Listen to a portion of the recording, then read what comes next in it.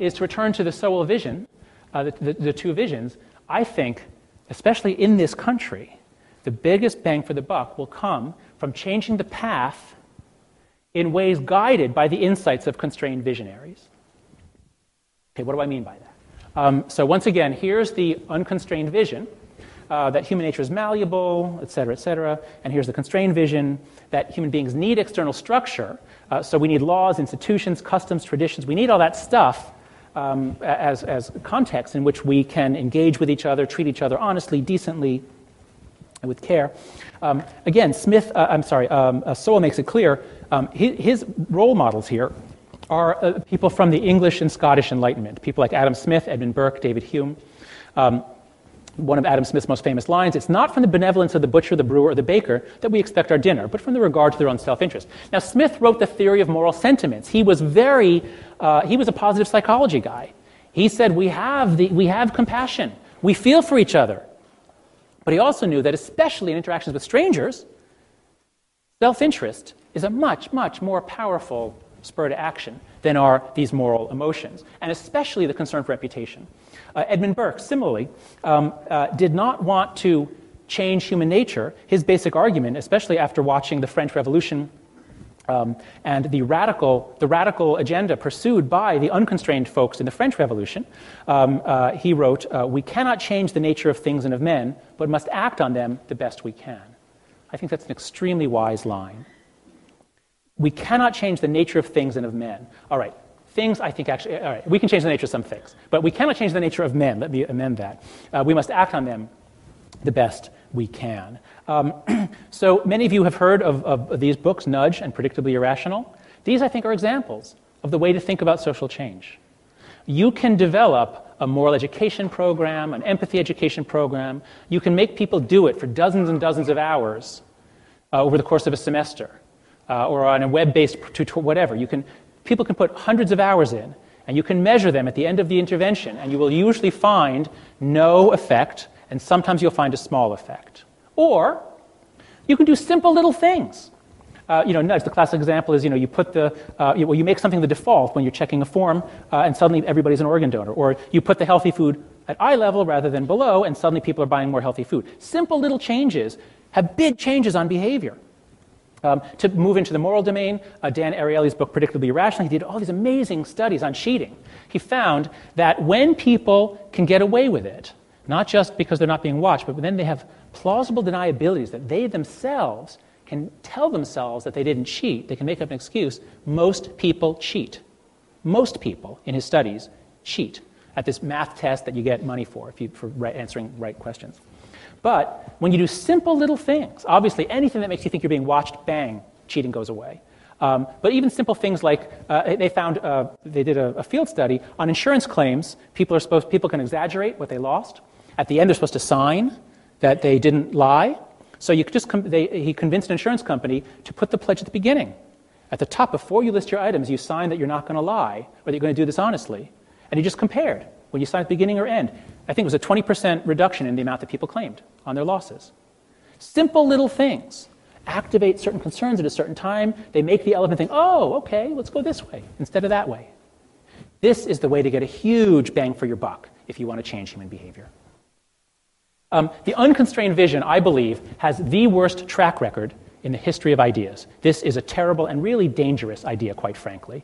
In the French Revolution, I've been stunned to read this for the book that I'm writing to read on the French Revolution.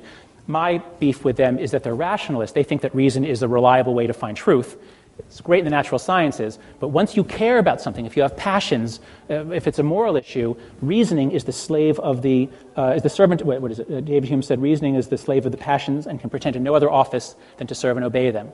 I think Hume was right. So I'm very concerned about rationalists, but what I discovered is that in one of the few places on earth where the rationalists got control of an entire country and were able to do with it what they wanted, they created a cult of reason. They banned the clergy, they killed the nobles, and what we had wasn't, let's get rid of nations and religion, and then people will be one.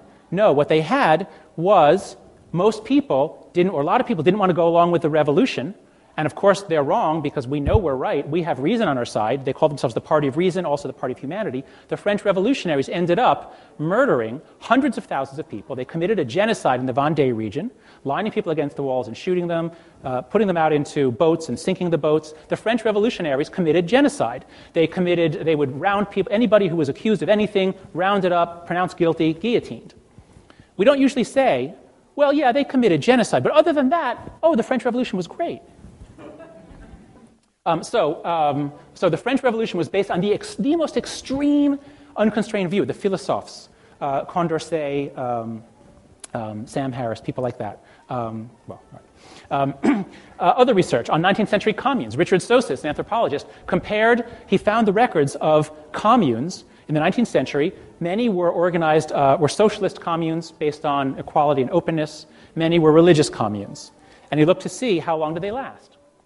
Answer: the religious ones tended to last 2 to 3 times longer than the secular ones, because if you bind people in, it turns out the active ingredient was demanding sacrifice, making them change their names, wear funny clothes, cut off contact with the outside, give up certain foods. If you ask for sacrifice, if you constrain people, they form a community of trust, and they don't cheat each other.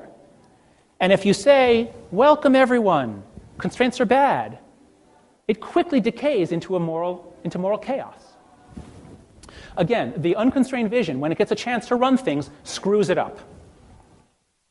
20th century communism, fascism, any movement that tried to create a new man ends up committing atrocities, ends up committing mass murder. I don't know if there are any historians here, but as far as I understand it, most left-wing revolutions have ended with mass murder because you have this utopia. People don't go along because you got human nature incorrectly. They don't go along. But you know you're right because you have reason on your side, so you use force, and then use more force, and then use more force. And you end up like Cuba or North Korea or the other communist revolutions. It doesn't work. The unconstrained vision in the sciences and the social sciences has denied that there's human nature. They're just wrong about that. It's a really terrible idea scientifically. They've denied evolutionary psych. Evolutionary psych has some problems, which I think are being fixed, but the idea that our behavior is not influenced by evolutionary history is bizarre. And to bring it really home to this group, altruism studies. There's a lot of research on altruism. Dan Batson is on your committee, I know. So just one example of a famous altruism study. People come into these are seminary students at Princeton. They come into for a study. They're supposed to go across campus or a little ways on campus to tape a radio show on the Good Samaritan. They're going to be asked about the Good Samaritan for half of them. For the other half, it's something else, I forget what, but nothing to do with religion. On their way, they encounter a man lying in an alley. What do? How many of them stop to help? Does it matter if they were told that they were supposed to lecture on the Good Samaritan or not? No, it doesn't. That doesn't make a difference. But crossed with that manipulation, half of them were told, okay, so now you should go over and give the radio address, and, oh, gosh, I'm sorry, you're kind of late, so you need to hurry. And the other half were told, well, you should need to go over and, well, you got like 20 minutes, but you might as well go over now just to make sure you're there in time. Huge difference. People who are in a rush don't stop to help. People who have time stop to help. People who are lecturing on the Good Samaritan doesn't make a difference. My point is, these little things, if you think if people are busy, if they have time pressure, they're very uncompassionate. And if they have more time, they're compassionate. I was talking with some of the C-Care staff at lunch. We were talking about nurses. Oh, many nurses feel that they lack compassion. What if they meditate? Can we have them meditate? These women are so overburdened. They have no time for meditation. If you could give them 5% less work to do, they could be more compassionate. And of course, they told me, unfortunately, we've been told that's never going to happen. But my point is, don't try to change people, try to change the path. Okay. And so, again, as I said, don't train people to be ethical. Rather, put most of your effort into changing paths. Focus on changes that help the moral emotions to work as designed. And that means primarily 2 avenues for intervention. One is harness our massive concern for reputations. This is probably the most important spur to moral behavior. If you think other people are watching, if you think it's going to redound well to your reputation, boy, does that make people ethical, caring, compassionate, nice, honest. And if you think nobody's watching, moral behavior plummets. So concern for reputation, Hume, Darwin, Smith, all of the great, many of the greatest thinkers in the social sciences and philosophy, earlier philosophy, understood this. And the second one is, yes, we have compassion and sympathy. These are part of our nature, as the Dalai Lama says. But set things up to allow those emotions to work as they were designed to do. In other words, help them work in their parochial way. So what does it mean to be parochial? Well, if you're a universalist and you think that you shouldn't favor your in-group, you're going to favor increasing compassion among strangers. But if you're parochialist, you think that the sphere of action should mostly be in the groups that you're already in.